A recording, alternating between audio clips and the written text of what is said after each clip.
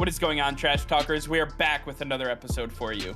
In today's video, we're going to give you our starts and sits for Week 16 in the NFL.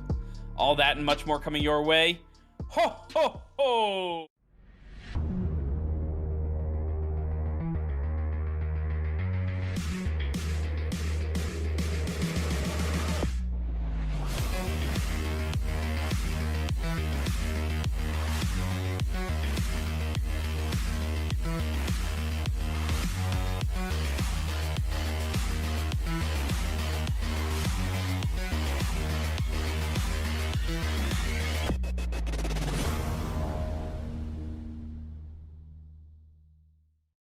Hey Trash Talkers, over 85% of you are still not subscribed to the channel.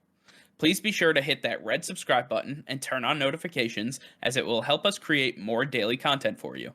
Thank you and enjoy today's video. Alright Nick, well I want to start off by saying Merry Christmas to everyone out there, all the Trash Talkers. Thank you for all of your support all year long. It has been greatly appreciated. This has been arguably one of the best years that we have ever had, and it is very, very much because of you guys. You guys have helped create some of our dreams really coming true, and we have so much in store for you over the next year. We can't wait. But right now we need to get to our fantasy starts and sits. Whether you're just starting your fantasy playoffs, whether you're in the semifinals, or this is your championship week, we have information for you. We have your starts and sits, and with COVID-19 and everything else that's going on around the NFL, this is information that everybody's going to need, because you may be without your starting quarterback, or you may need to replace your tight end. And right now, this is the time to do it. So use our information, and we're going to try to give you the guys that are probably still on your waiver wire, the guys that are still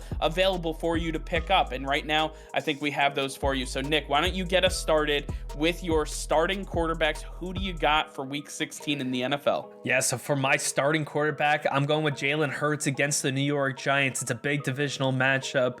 Jalen Hurts has incredible athleticism, and the Giants linebackers and secondary are just not good this season. I expect Jalen Hurts to be able to run for a lot, for him to be able to throw to Devonta Smith and Dallas Goedert, for this to be a big offensive day for the Philadelphia Eagles as they try to make the playoffs. I think Jalen Hurts is a great start this week. And for my sit quarterback, I'm going with Russell Wilson against the Chicago Bears. The Chicago Bears have been giving up quite a few points to quarterbacks, but I believe that this is the week that we see it all come crashing down for the Seattle Seahawks, as the pass rush has been the real surprise for the Chicago Bears. Them still getting home. Robert Quinn at his age, over 15 sacks this season. Akeem Hicks getting to the quarterback. They've got some guys up front, and with that Seattle offensive line, Russ is going to be on the move, and he's going to struggle to find DK or Tyler Lockett. I don't think it's going to be a great day for Russell Wilson to start in your fantasy lineup. For my start quarterback, I'm going to go with Carson Wentz. Now, I know Carson Wentz really hasn't given you much optimism after only throwing for 50-plus yards against the New England Patriots, but the Arizona Cardinals defense is atrocious right now, and they are struggling to stop the pass. And with Michael Pittman, who really needs to start getting going, and they need to start answering the question of what does this passing offense look like? Listen, we know what Jonathan Taylor can do. What can Carson Wentz do? I think this is a big week for him to carry the load a little bit more. I believe that they're going to put the ball in his hands, with Jack Doyle expected to return in this one. I expect Carson Wentz to have a big day against the Arizona Cardinals. The Detroit Lions already laid out the formula for success against this team. Now it's time for the Indianapolis Colts to do the same exact thing. I expect Wentz to have a big day. For my sit quarterback, though, I'm going with a big one, that being Lamar Jackson. I think Lamar Jackson and this offense are going to struggle, especially against the Cincinnati Bengals. The Bengals, who have already seen this team, already know how to play against them. Divisional games are very, very tough matchups, and it doesn't matter how this team has fared against them in the past.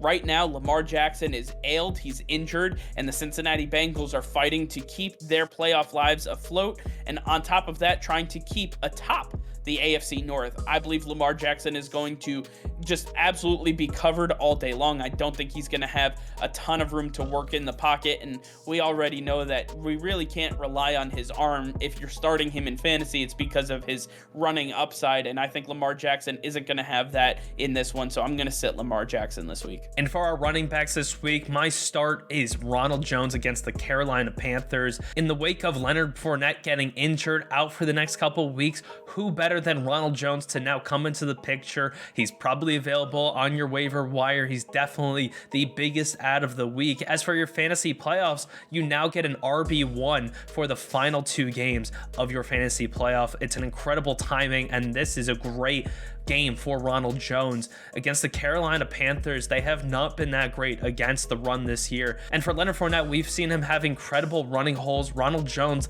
came into that New Orleans game and really had a nice running attack. I think that's going to continue over against the Carolina Panthers, and they're going to continue to run the ball a lot as there's no Mike Evans, there's no Chris Godwin, and Antonio Brown is just making his return. I'm going to expect a big ground game from the Buccaneers against the Carolina Panthers. And for my sit running back, I'm going with Saquon Barkley against the Philadelphia Eagles. Saquon Barkley does not look good at all. He doesn't even look like the best running back on his own team. Devonte Booker looks more like the part. Saquon, he may have some good catching ability, but he cannot get past that line of scrimmage. He struggles to run between the tackles, and that's all the Giants seem to do with him. It's not going to be a good day. I know you drafted him high. I know that you want to use him in your fantasy playoff, but you're going to get more points with him on your bench.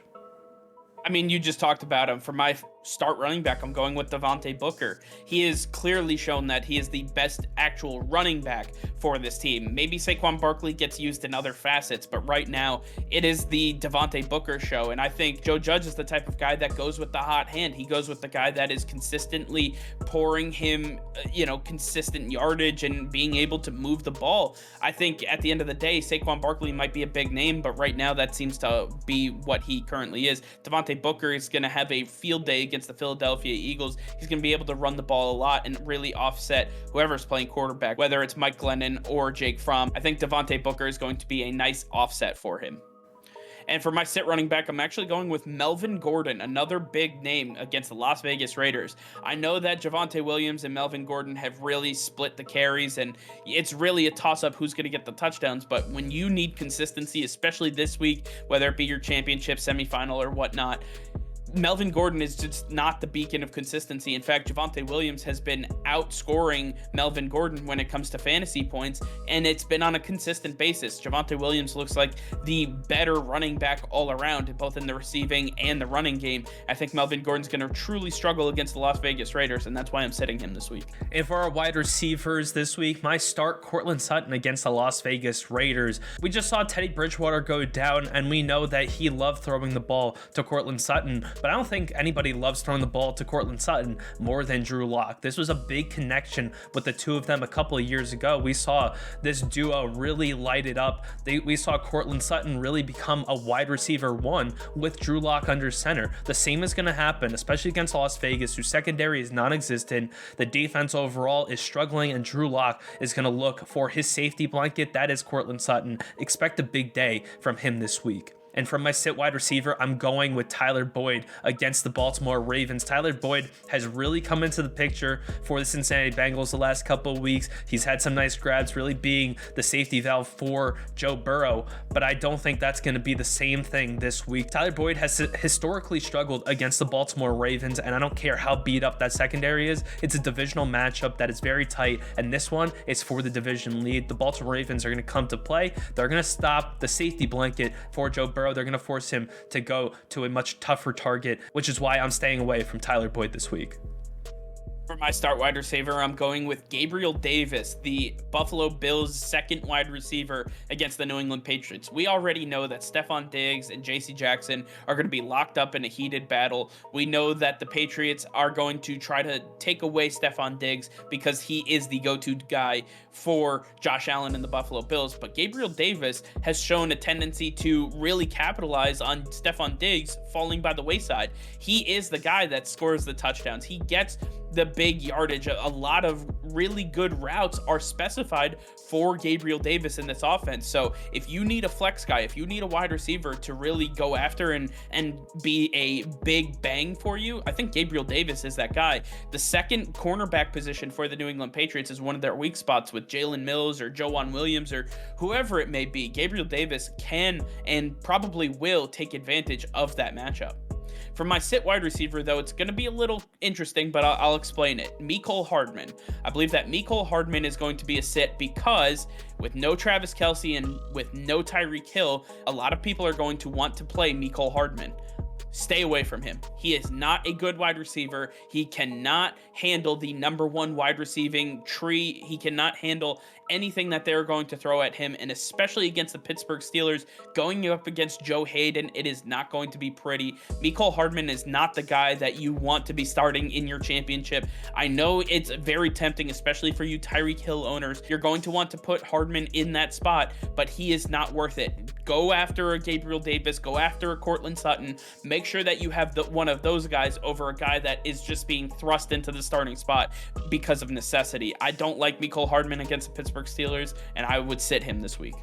And finally, for our tight ends, my start of the week, Hunter Henry against the Buffalo Bills. I talked about a safety blanket for Drew Lock. Well, Mac Jones' safety blanket has been Hunter Henry. And last week against the Indianapolis Colts, when the Patriots were trying to make a comeback, we saw Hunter Henry get 2 touchdowns. I'm going to expect a very similar result against the Buffalo Bills. The Bills are going to try to stop the run game after giving up over 220 yards to the Patriots in the first outing. They want to make sure that the run is taken care of. They want to see whether Mac Jones can really handle this pass rush, can really handle the secondary of the Buffalo Bills, and they're going to test them through the air. It's going to be Hunter Henry who's got to be that short blanket for Mac Jones if the Patriots are going to have success, and I think that he's going to be a big target. Expect a lot of looks going Hunter Henry's way this week. Start him. And for my sit tight end, I'm going with David Njoku against the Green Bay Packers. David Njoku seems to be the safety valve from time to time for whichever quarterback is under center for the Cleveland Browns, and last week Nick Mullins really liked David Njoku, but the Green Bay Packers defense is truly legit, and they are stout on all 3 tiers of this defense. I don't think that they're going to have a tough time stopping the tight ends for the Cleveland Browns. David Njoku is not going to see the targets that he has in the past. He's not going to get any red zone targets. I don't expect anything of significance from David Njoku, especially if you're fighting in your playoffs. This is not the week to take a risk on David Njoku. For my start tight end, I'm going with Pat Friermuth of the Pittsburgh Steelers. The Muth is back, and he has done some really great things for this offense. Now, he got knocked out of their last game, but it looks like he'll be okay. He'll be able to go for this one. And Pat Friermuth against the Kansas City Chiefs is going to be a big weapon for Big Ben Roethlisberger as they have to attack the middle of the field. Tyrann Mathieu is going to be the guy that is going to be navigating over the top, which is going to leave the entire middle of the field open. With Deontay Johnson and Chase Claypool on the outside, they have to play back, which opens up the tight end position. And Big Ben Roethlisberger has always loved the big, burly tight ends that he has had with him on his teams, and that is Pat Friermuth. If he's available, go get him. If you have him, start him. I think he's a great start this week. But for my sit tight end, I'm going with another big name, that being Dawson Knox. And Dawson Knox going against the New England Patriots is going to struggle significantly. If you look at any of the last few games that the New England Patriots have played, the tight ends have done absolutely nothing. Zilch, nothing. And at the end of the day, Dawson Knox is very inconsistent when it comes to his play this year. I don't expect him to have a big day against the New England Patriots. I expect them to scheme up against this passing offense and Josh Allen a lot. They're going to try to take away Dawson Knox and Stephon Diggs. And right now, I think it's going to be Gabriel Davis and the running game that's going to have to beat the New England Patriots. I don't see either one of those guys really doing too much, so I'm going to sit Dawson Knox this week. All right, well, I want to hear from you guys. Let us know in the comments down below if you have any fantasy lineup questions. If you want to know if you should pick anybody up for your playoff games, let us know in the comments down below. Also, hit us up on Twitter. We'll be happy to help you with any lineup questions that you may have. I want to wish you all a very Merry Christmas and spend some time with your families. I know it may not be the best thing or the most fun thing in the world, but do it, and you will definitely enjoy it. All right, well, that's going to be all for now. Thank you all for watching. Be sure to like this video and subscribe to the channel if you haven't already. Hit that notification bell. We go live every single day. That'll be all. Peace and love.